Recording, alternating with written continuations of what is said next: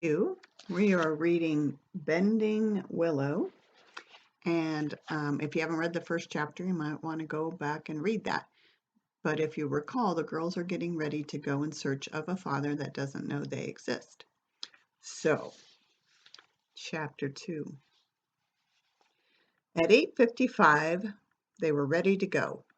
Mia had been asking nonstop questions that Riley brushed off with, "I'll tell you on the way."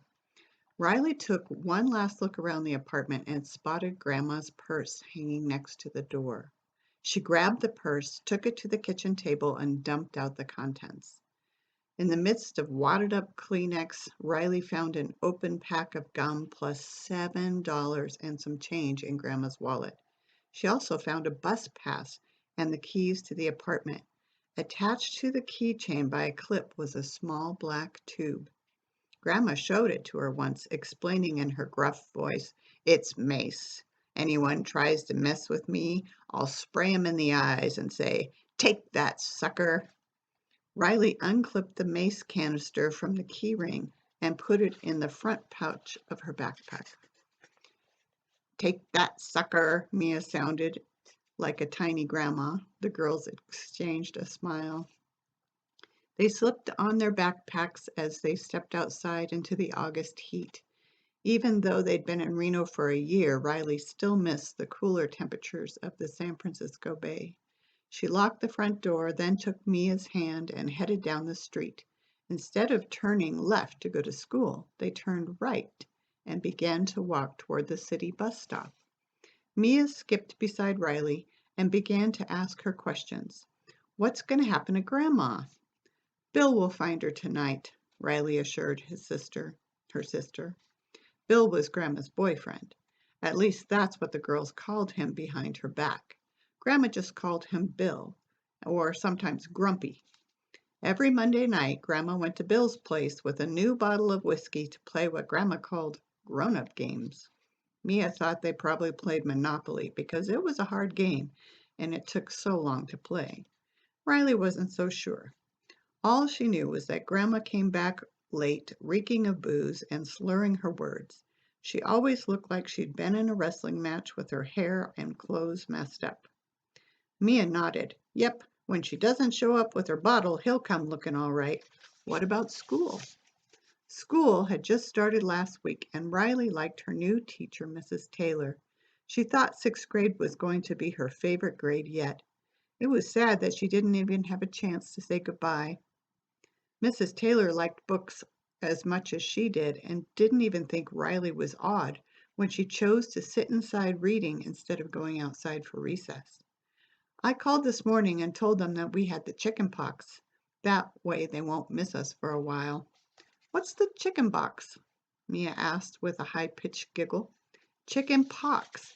It's when you get these spots all over your body and have to stay home for a week. We got them at the shelter, but the school doesn't know that." "I didn't get no chicken pox." "You didn't get any chicken pox," corrected Riley. "That's what I said." "Actually, you got them the first, and you only had 2 or 3 on your scalp." Mia rubbed her head. "Where are we going?" "We're going to Idaho to find my dad." "But Daddy died in a car accident with Mama." "Now, remember how Nico was your dad, but Mama told us I had a different dad?" "Oh, yeah, I forgot about him. But how are we going to find him?" "Well, I asked Mama once where he lived, and she said Idaho. And I asked, 'Where is Idaho?' And she said you just hop on Interstate 80 and head east. So I figured we'd try to take a bus heading east till we get to Idaho." "Does he know we're coming?" Riley was afraid to answer this question. Not only didn't her dad know they were coming, he didn't even know she existed. She reached back and patted her pocket. It contained the envelope with the name Blaine Baker on the address. That was her only link to her father.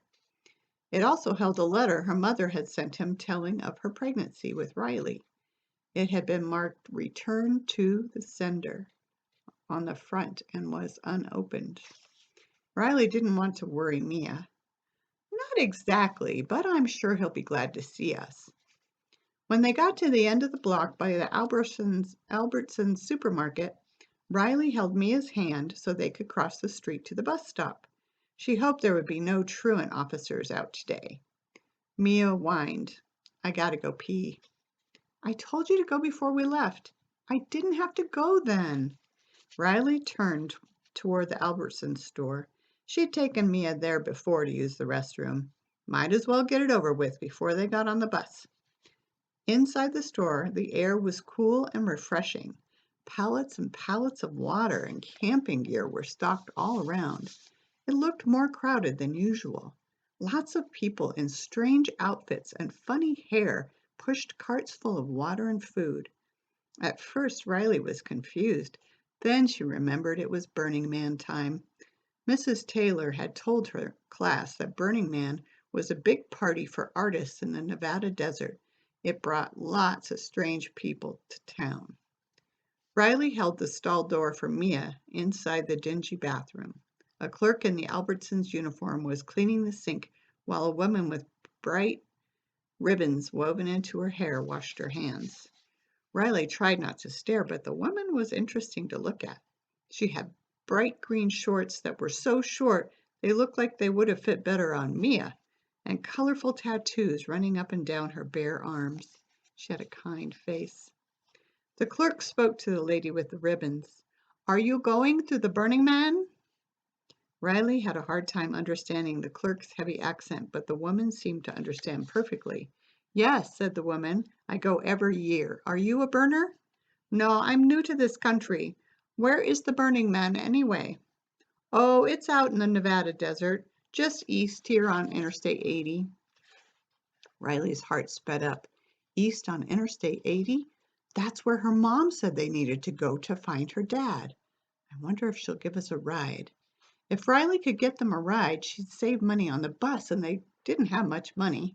On the other hand, if she asked for a ride, the woman might ask where her parents were and might call the police or something when she found out they were on their own. When they left the bathroom, Riley found herself looking for the woman, who she now thought of as Ribbons. Sure enough, Ribbons was in the checkout line with a guy pushing two huge carts piled with groceries. Mia was begging for a candy bar, so Riley let her pick one and chose an Almond Joy bar for herself. She went through the self-checkout, as she had seen Grandma do, keeping her eyes on Ribbons and the guy. The guy's hair was almost as long as Ribbons, and it hung in strange strands that looked like black snakes. He had tattoos on his arms too, but they weren't as pretty as the ones that Ribbon had. Riley lingered around looking at magazines until Ribbons and her guy left the store. Then she grabbed Mia by the hand and followed behind Ribbons until they got to a huge painted bus. But now it was painted all over with the same kind of pictures that were tattooed on Ribbons' arms. Did Ribbons paint the bus herself? If she did, she was a good painter. The girls stood off to the side, eating their candy bars and watching Ribbons and the guy with the snake hair, Riley now thought of as Snake. Ribbons went to the front of the bus and pushed the door open. "We need your help," she yelled inside. Two guys came off the bus, walking slowly, like they had just been woken up from a nap. They looked as odd as Ribbons and Snake. Riley could almost hear her grandma's gravelly voice saying, "Hippies," in disgust. That was the same word her grandma had used to describe Mama and Nico, hippies. So those folks must be nice. Riley remembered that Mama had said what Mama had said about taking rides from strangers, but she also remembered what her mother had said about listening to her uh-oh voice. "We all have a voice inside that tells us when we're in danger," her Mama had said. Riley asked, "How do you hear it?" "Sometimes it feels like butterflies in the pit of your stomach," Mama had told her. "Sometimes it prickles the back of your neck, and sometimes it's just like an uh-oh in your mind." Riley stared at the bus and tried to feel her body. No flutters, no prickles, and no uh-ohs. She had an idea. Two more women pushed full carts up to the bus. The guys from inside had climbed up on top of the bus near the back. The four down below began to hand the groceries up to them.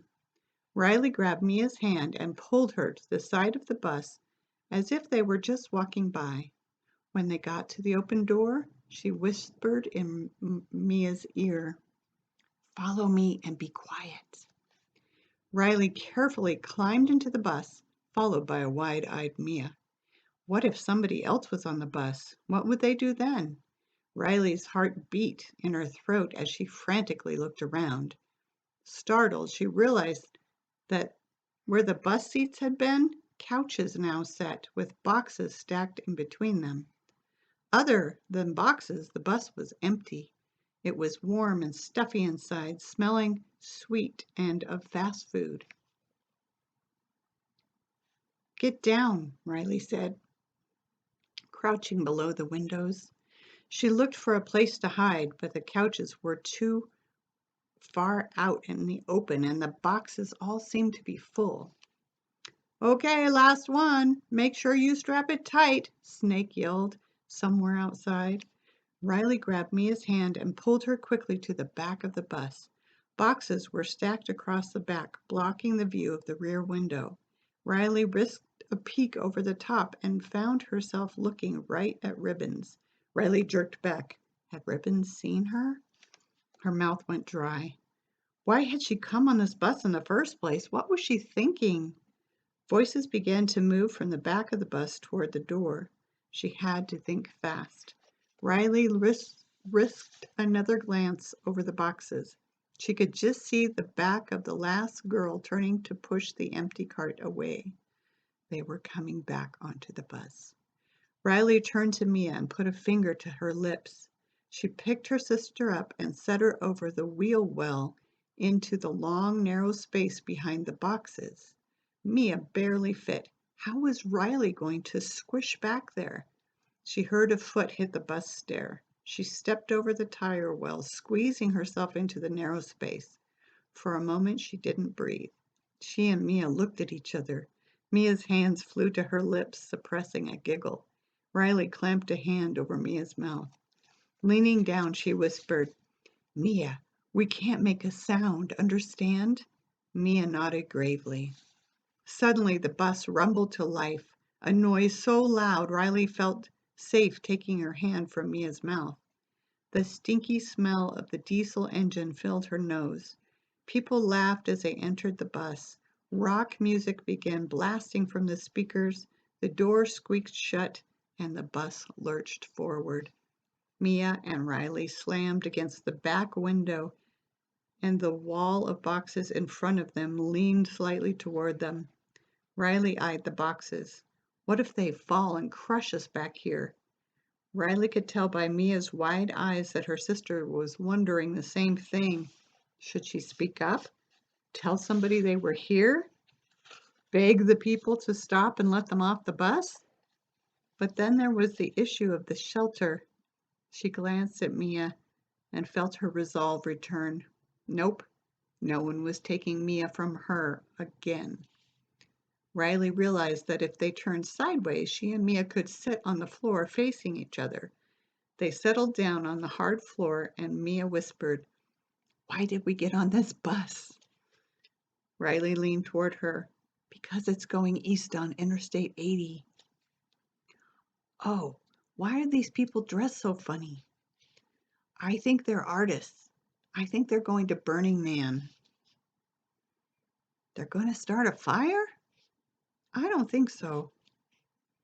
"I hope they don't start a forest fire," Mia said, her eyebrows knit together. "Burning Man is out on the playa," Riley said firmly. "Mrs. Taylor says there's no trees on the playa, so there can't be a forest fire." "That's good," said Mia. She opened her pack, pulled out her stuffed bear, Mr. Witherspoon, propped the bear behind her, and promptly fell asleep. Riley shook her head. How did Mia manage to fall asleep so quickly and in such strange circumstances? Like she didn't have a care in the world. And when did she sneak Mr. Witherspoon into her pack? Riley smiled. Mia had chocolate on her face from her candy bar, and her hair splayed out around her like a curly halo of gold. She's my angel, thought Riley, laying her head against the hard bus wall and wishing she too had thought to bring a bear. That's the end of chapter 2. Stay tuned for chapter 3. It's kind of fun reading this. I haven't read it in a long time, so I'm glad you're joining me.